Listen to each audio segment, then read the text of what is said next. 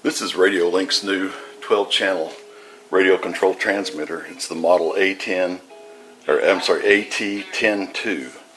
Comes with the orange cover, or you can also get kind of a metallic color. Anyway, I have been out of flying radio-controlled airplanes for the last 7 years. I have a lot of back problems, and I'd had a big surgery back in May of 2011.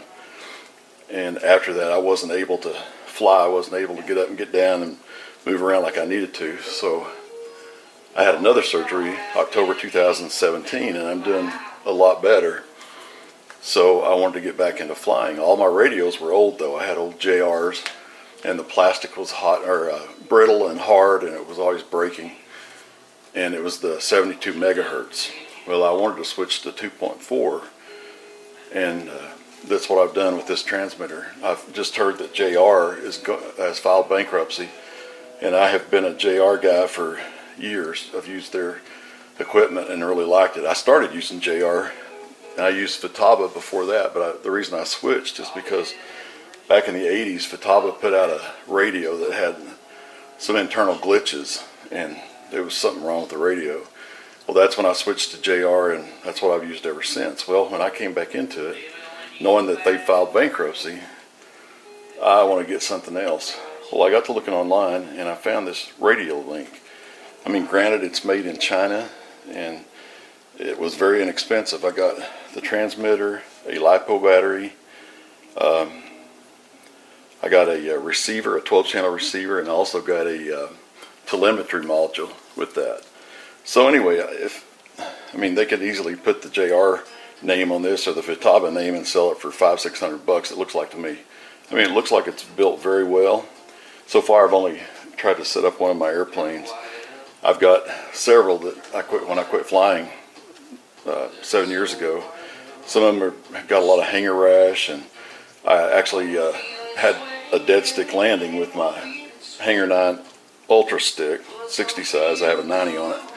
And anyway, when my engine died, I had to land with the wind, and the airplane cartwheeled and did some damage to it. So I've just been fixing that up. And I have a Dirty Birdie that I think somebody shot me down in that. They turned the radio on while I was flying, and just on landing, and it crashed.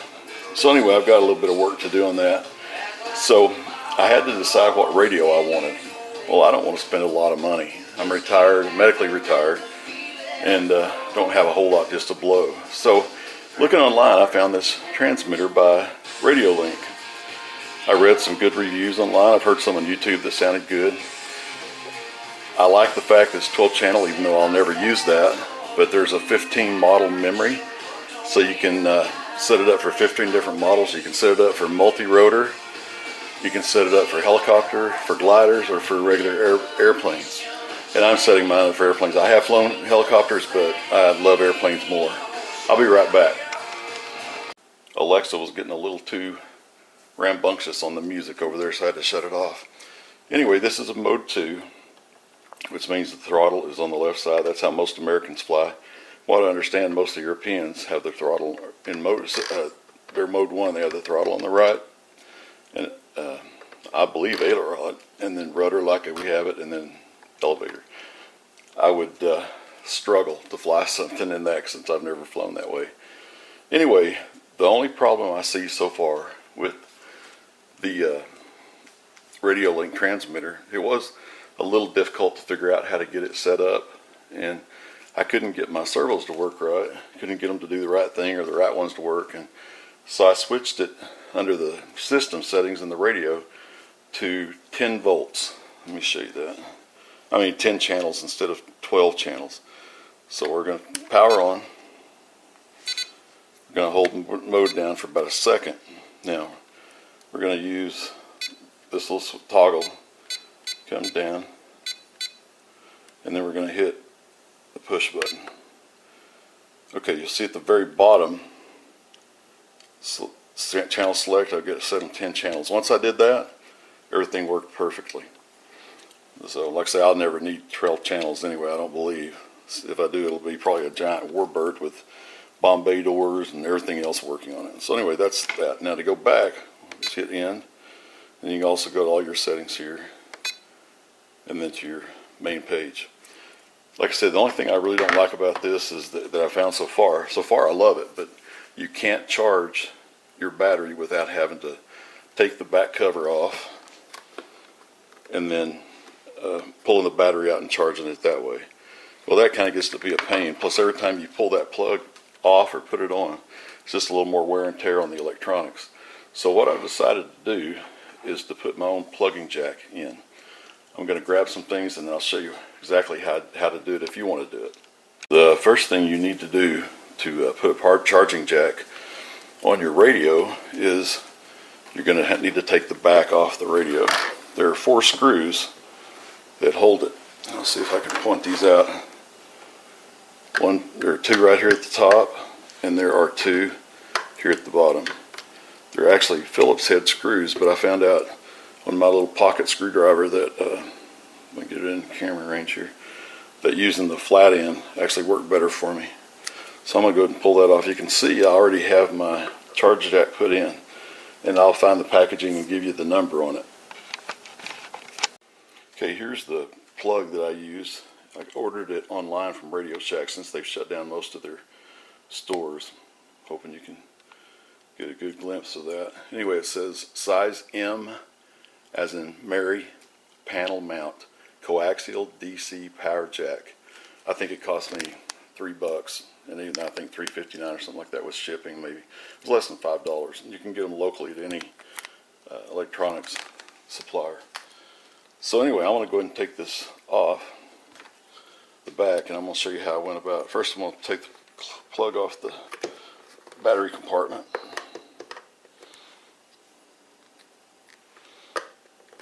There we go.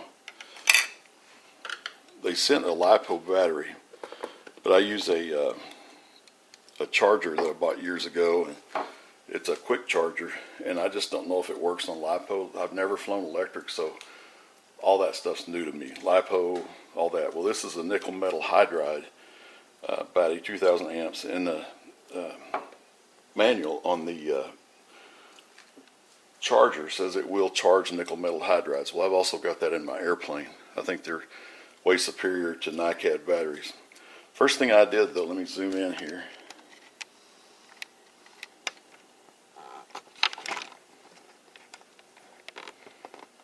I don't want this to be too dark for you to see.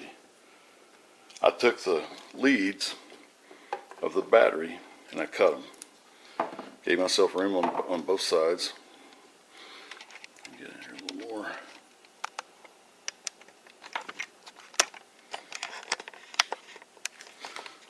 I can figure my tripod out. There we go.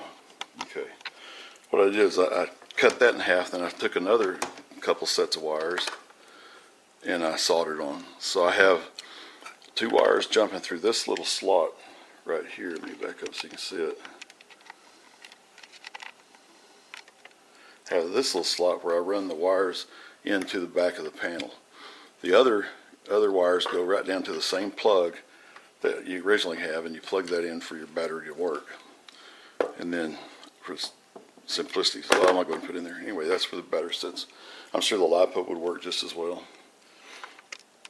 I just don't know if my battery charger, and I don't really want to go buy a new battery charger, so that's why I'm using this. Okay. Like I said, there's 4 screws. Be really careful when you're working with your transmitter down like that. You don't want to break one of the sticks or damage it.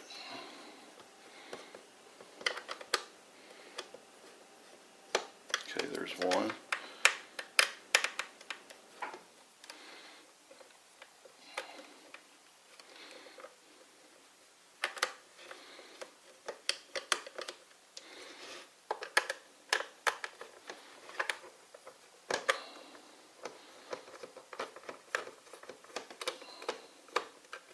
One more to go.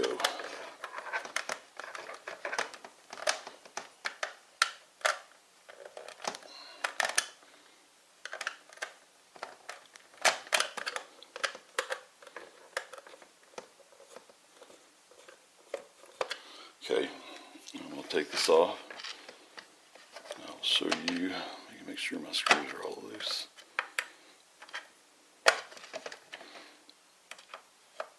Yep, They're loose. Okay, now we're going to pop this off. There it goes. Really comes off pretty easy. I've got something. Hang on, maybe this is it.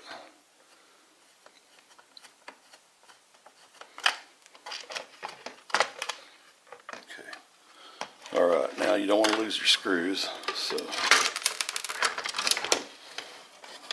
2 of them. Where'd the other 2 go? Right there. Okay. There's all 4 of my screws. Okay, you can see how the wire comes through. Get down so you can see it. You see how the wire comes through from the back, and I've soldered it onto this terminal. Let me zoom in on that for you too.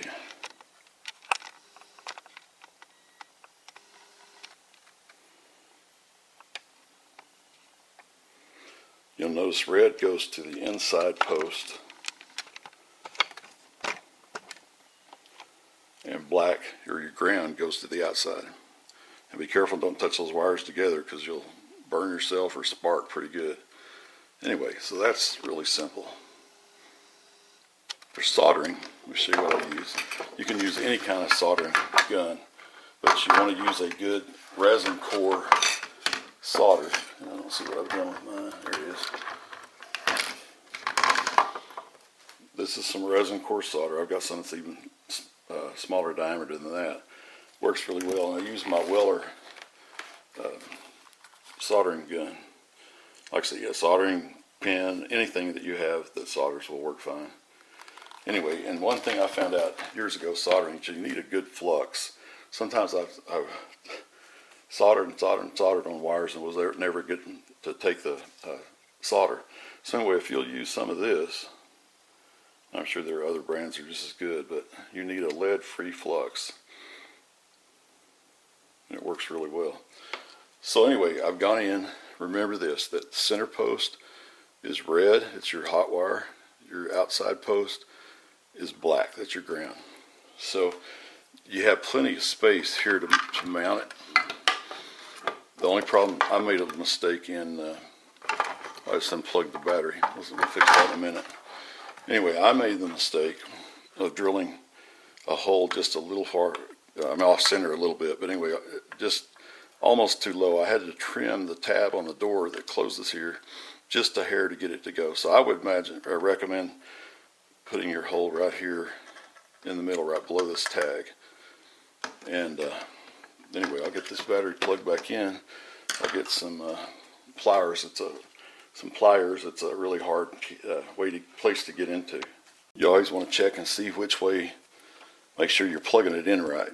Positive goes toward the top, and negative goes toward the bottom. So I'm going to get some help with some needle nose pliers, and I'm going to plug it in. First, let me show you this first. After you drill your hole, you want to mount your jack, and it has a washer and a screw that go on the inside here. And so if you drill it there, you have plenty of room that none of this is going to touch anything on the circuit board. So there's the hole drilled. It's already tightened up. I'm going to go ahead and place the back on. Make sure that it fits all the way around. Now it looks perfect. Now I'm going to go ahead and hook up our battery.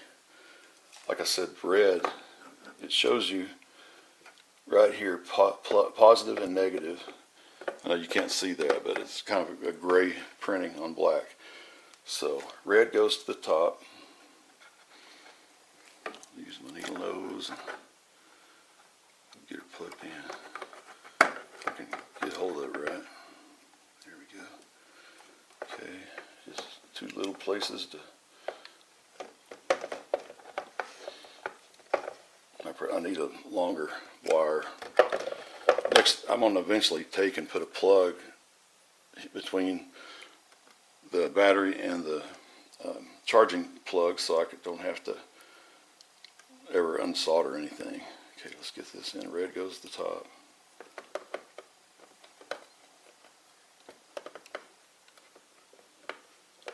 See, I don't want to have to do this every time I have to charge my battery. Make sure you get it pushed down well, seated. Okay, it is. Now slide my battery back in place. You can, hopefully you can see this. Get it over there. I cut just a hair off of that tab because it was touching my plug.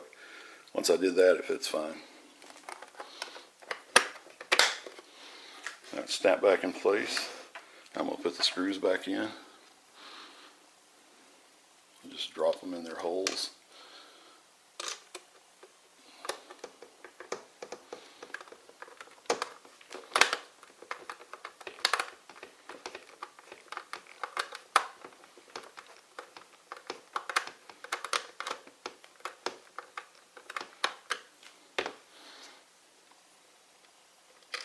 I like to tighten them as I go, that way I don't forget any. The time is 9:09 a.m. Oh, that's spooky. Alexa's talking to me over there without me talking to her.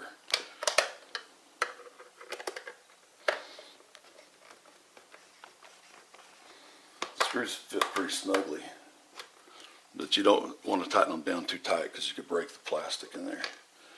And you know, all the radios pretty much anymore are plastic, so I don't mind buying this one in plastic. So imagine if you were to find one that was made out of metal, it would be very cost prohibitive. I'll get my voltmeter in just a minute and we'll make sure that we got power to that plug and so that we can charge our battery. Okay, back is in, everything's tightened down. I'll get my voltmeter. Okay, this is one of my Hanger 9 double vision chargers. It charges your glow charger or igniter, whatever you want to call it. It charges your transmitter and charges your receiver. And with NiCads, I've used these things for years and they work great. I can charge up from a completely dead battery in about 15 minutes. Here is your plug that goes on the transmitter. Get it to focus on it. That comes with the charger. And here is a plug for your receiver battery pack. And like that, comes with the, get this thing to focus right. I don't know if you can see it, but it's just a regular plug on charger. Has a fuse, it has places you can plug your voltmeter to make sure you're getting power. So we want to make sure we're getting continuity through that plug we just put in voltage. So we're going to set it to 20 volts. Come back here. Remember that the center post is positive. So let's put those together so you can actually see. Okay. So be careful not to short it out and cause any sparks. Okay. So there's the ground side, and here is, yep.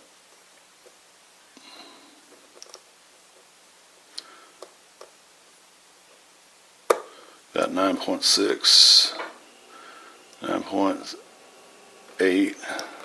Darn it. I keep touching both, shorting it out there. Anyway, you can see that we've got good voltage. So that's all you have to do to plug in, make it where you can charge your battery on your Radiolink AT10II 12-channel radio. That's the only fix I think this thing really needs so far. So best of luck to you if you try it.